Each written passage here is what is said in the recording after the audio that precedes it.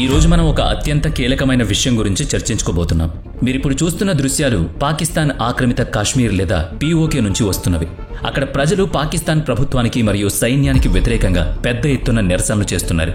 ఈ వార్త తెలియగానే భారతదేశంలోని చాలా మందిలో ఒక ఆసక్తికరమైన చర్చ మొదలవుతుంది. పీఓకేలో పాకిస్తాన్కు వ్యతిరేకంగా నిరసనలు జరుగుతుంటే అది మన దేశానికి ప్రయోజనకరమే కదా, ఇది మనకు మంచిదేనా? కొద్ది రోజుల క్రితం మన రక్షణ మంత్రి శ్రీ రాజ్నాథ్ సింగ్ గారు ఒక కీలకమైన ప్రకటన చేశారు. త్వరలోనే పీఓకే తనంతట తానే భారతదేశంలో కలుస్తానని చెబుతుంది అని ఆయన అన్నారు. మరిప్పుడు పీఓకేలో నెలకొన్న పరిస్థితులు నిజంగా ఆ దిశగా అడుగులు వేస్తున్నాయా?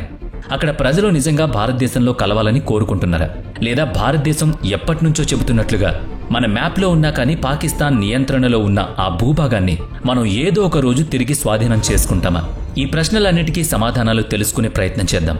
మన దేశంలో పీఓకేని చూపించకుండా భారతదేశ మ్యాప్ను ప్రచురిస్తే కేవలం ప్రజలే కాదు, ప్రభుత్వం కూడా తీవ్రంగా స్పందిస్తుంది. మన మ్యాప్ ప్రకారం జమ్మూ కాశ్మీర్ మొత్తం మనదే. అయితే వాస్తవ పరిస్థితి చూస్తే వాస్తవాధీన రేఖ వెంబడి మన సైన్యం ఆగి ఉంది. ఆ రేఖకు ఆవల ఉన్న ఉత్తర మరియు పశ్చిమ ప్రాంతాలు ఇప్పటికీ పాకిస్తాన్ ఆధీనంలోనే ఉన్నాయి. ఈ ప్రాంతాన్ని పాకిస్తాన్ 2 భాగాలుగా విభజించింది. ఒకటి ఉత్తరాన ఉన్న గిల్గిట్ బాల్టిస్తాన్ మరియు మరొకటి ఆజాద్ కాశ్మీర్. భారతదేశం మన మ్యాప్లో చూపించే జమ్మూ కాశ్మీర్కు అదనంగా ఉన్న ఈ 2 ప్రాంతాలు పాకిస్తాన్లో ఉన్నాయి. ఇప్పుడు సరిగ్గా ఈ ప్రాంతాల్లోనే ప్రజలు రోడ్లపైకి వచ్చి ప్రభుత్వానికి మరియు సైన్యానికి వ్యతిరేకంగా ప్రదర్శనలు చేస్తున్నారు. వాళ్ళు ఆజాదీ కావాలని డిమాండ్ చేస్తున్నారు. అయితే ఈ ఆజాదీ అనే మాటకు అసలైన అర్థం ఏంటి? ఈ నిరసనల వెనుక ఉన్న అసలు కారణం ఏంటి? మనం ఈ సెషన్లో వివరాలు అర్థం చేసుకుందాం. ఇప్పుడొస్తున్న వార్తల ప్రకారం ఈ ప్రదర్శనలు చాలా తీవ్రంగా మారాయి. పోలీసుల కాల్పుల్లో 2 పౌరులు మరణించారని, మరో 22 మందికి పైగా గాయపడ్డారని సమాచారం. ఈ సంఘటనలతో పీఓకేలో ప్రభుత్వం మరియు సైన్యంపై ప్రజల ఆగ్రహం కట్టలు తెంచుకుంది. ఇక అసలు విషయానికొస్తే మనం సాధారణంగా చూసే భారతదేశ మ్యాప్లో పూర్తి జమ్మూ కాశ్మీర్ ప్రాంతం మన దేశంలో భాగంగానే చూపించబడుతుంది. కానీ వాస్తవ పరిస్థితి దీనికి భిన్నంగా ఉంది. వాస్తవ పరిస్థితి ఏంటయ్యా అంటే జమ్మూ కాశ్మీర్లో భారతదేశ నియంత్రణలో ఉన్న ప్రాంతం కాకుండా ఒక చాలా పెద్ద భూభాగాన్ని పాకిస్తాన్ చట్టవిరుద్ధంగా ఆక్రమించుకుంది. దీని వెనుక ఒక పెద్ద చరిత్ర ఉంది. అది 1947 నాటి మాట. భారతదేశానికి స్వాతంత్రం వచ్చినప్పుడు కాశ్మీర్ సంస్థానం ఏ దేశంలో విలీనం కావాలనే దానిపై మహారాజా హరిసింగ్ ఇంకా ఒక నిర్ణయానికి రాలేదు. ఆ సమయంలో ఏర్పడిన అనిశ్చితిని ఆసరాగా తీసుకుని పాకిస్తాన్ సైన్యం గిరిజనుల వేషంలో లేదా గిరిజనులతో కలిసి ఈ ప్రాంతంలోకి ప్రవేశించి బలవంతంగా ఆక్రమించుకుంది. అప్పట్నుంచి ఈ ప్రాంతం వారి ఆధీనంలోనే ఉంది. ప్రస్తుతం ఈ భూభాగం వాస్తవాధీన రేఖ అంటే లైన్ ఆఫ్ కంట్రోల్ LOC ద్వారా 2 దేశాల మధ్య విభజించబడి ఉంది. ఇక్కడే పాకిస్తాన్ ఒక కుటిలమైన ఎత్తుగడ వేసింది. తన ఆధీనంలో ఉన్న పీఓకేలోని షెక్ష్గామ్ వ్యాలీ అనే ప్రాంతాన్ని 1963లో చైనాకు బహుమతిగా ఇచ్చేసింది. దీని వెనుక ఒక పెద్ద వ్యూహం ఉంది. భవిష్యత్తులో ఒకవేళ భారతదేశం ఈ ప్రాంతాన్ని తిరిగి స్వాధీనం చేసుకోవడానికి ప్రయత్నిస్తే అప్పుడు చైనా కూడా ఈ వివాదంలో ఒక భాగస్వామి అవుతుంది. అంటే భారత్ కేవలం పాకిస్తాన్తోనే కాకుండా చైనాతో కూడా తలపడాల్సి వస్తుంది. ఇది పాకిస్తాన్ తనను తాను కాపాడుకోవడానికి చేసుకున్న ఒక రకమైన ఇన్సూరెన్స్ పాలసీ లాంటిది. ఇప్పుడు జరుగుతున్న ఈ నిరసనలకు కేంద్ర బిందువు ముజఫరాబాద్ అనే నగరం. ఈ ముజఫరాబాద్ ని ఉగ్రవాదుల బేస్ క్యాంప్ గా పరిగణిస్తారు. మన దేశంలోని ముంబైలో జరిగిన దాడులకు పాల్పడిన ఉగ్రవాదులకు ఇక్కడే శిక్షణ ఇచ్చారు. లష్కరే తోయిబా వంటి అనేక ఉగ్రవాద సంస్థలకు ఇదే ప్రధాన కార్యాలయమని చెబుతారు. అలాంటి ఉగ్రవాద కేంద్రమైన ముజఫరాబాద్లోనే ఇప్పుడు అక్కడి ప్రజలు పెద్ద సంఖ్యలో రోడ్ల మీదకొచ్చారు. అవామీ యాక్షన్ కమిటీ నాయకత్వంలో వేలాది మంది పగలు రాత్రి తేడా లేకుండా తమ హక్కుల కోసం భారీ ఎత్తున ప్రదర్శన చేస్తున్నారు. ఈ దృశ్యాలు చూశాక మనకు ఒక ప్రశ్న వస్తుంది. వీళ్ళు అసలు ఏం డిమాండ్ చేస్తున్నారు? వాళ్ళు మొత్తం 38 డిమాండ్ల జాబితాను ప్రభుత్వానికి సమర్పించారు. ఇప్పుడు నేను చెప్పబోయేది చాలా ముఖ్యమైన విషయం. వారి 38 డిమాండ్లలో మేము భారతదేశంలో కలుస్తాము అనే డిమాండ్ కూడా ఎక్కడా లేదు. మరి వారు అరుస్తున్న ఆజాదీ నినాదం దేనికి? పాకిస్తాన్ ప్రభుత్వం మరియు సైన్యం యొక్క పాలనతో విసిగిపోయి వారితో ఉండటం కంటే స్వాతంత్రంగా ఉండడమే మేలని వాళ్ళు భావిస్తున్నట్లు విశ్లేషకులు చెబుతున్నారు. ఈ నిరసనలు ప్రధానంగా సైన్యానికి వ్యతిరేకంగా జరుగుతున్నాయి. వారి 38 డిమాండ్లలో ఏముంది? వారు ఎలాంటి హక్కులను కోరుకుంటున్నారు? దాని గురించి మనం తర్వాతి భాగంలో వివరించుకుందాం. ఇక్కడ ప్రజలు పాకిస్తాన్ సైన్యానికి వ్యతిరేకంగా పోరాడితే అది మన దేశానికి వ్యూహాత్మకంగా మంచిదే.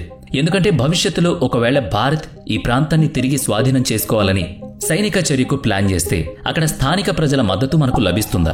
ఇది ఇప్పుడు తలెత్తుతున్న ఒక పెద్ద ప్రశ్న. పాకిస్తాన్ పాలనలో ఉన్న తమ ప్రాంతంతో పోలిస్తే భారతదేశంలోని కశ్మీర్లో ఎక్కువ అభివృద్ధి మరియు శాంతి ఉందని వాళ్ళు భావిస్తే బహుశా వాళ్ళు భారత్తో కలవడానికి ఇష్టపడతారేమో. ఈ అంశాన్ని మనం ఈ సెషన్లో విశ్లేషిద్దాం. ఈ నిరసనలు కేవలం ముజఫరాబాద్కు మాత్రమే పరిమితం కాలేదు. మీర్పూర్, కోట్లీ, రావల్కోట్, నీలంలోయ, కేరన్ వంటి అనేక ప్రాంతాల్లో ప్రదర్శనలు జరుగుతున్నాయి. విశేషమేంటంటే మీర్పూర్, ముజఫరాబాద్ వంటి ప్రాంతాలను మనం అధికారిక భారతదేశ మ్యాప్లో కూడా పిలుస్తాం. ఈ నిరసనల్ని పాకిస్తాన్ సైన్యం ఉక్కుపాదంతో అణిచివేస్తోంది. ప్రదర్శనకారులపై నేరుగా కాల్పులు జరుగుతున్నాయి.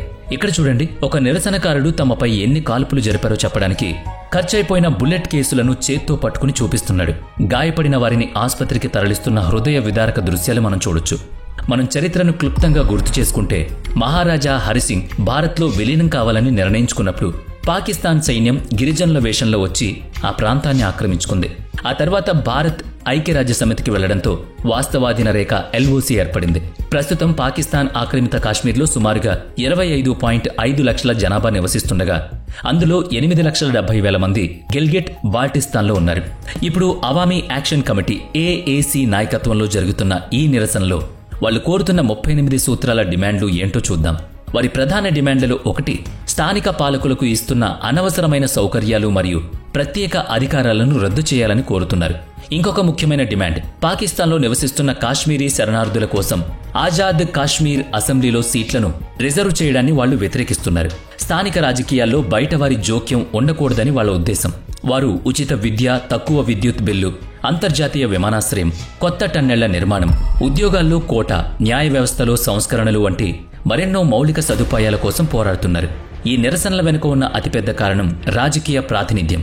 పాకిస్తాన్ POKలోని ఆజాద్ కాశ్మీర్ ప్రాంతానికి స్వాతంత్రాన్ని ఇచ్చినట్లు ప్రపంచాన్ని నమ్మించడానికి అక్కడ ఒక ప్రత్యేక అసెంబ్లీని ఏర్పాటు చేసింది. ఆ అసెంబ్లీలో మొత్తం 53 సీట్లుంటాయి. అక్కడ ముఖ్యమంత్రికి బదులుగా ప్రధాని ఉంటారు.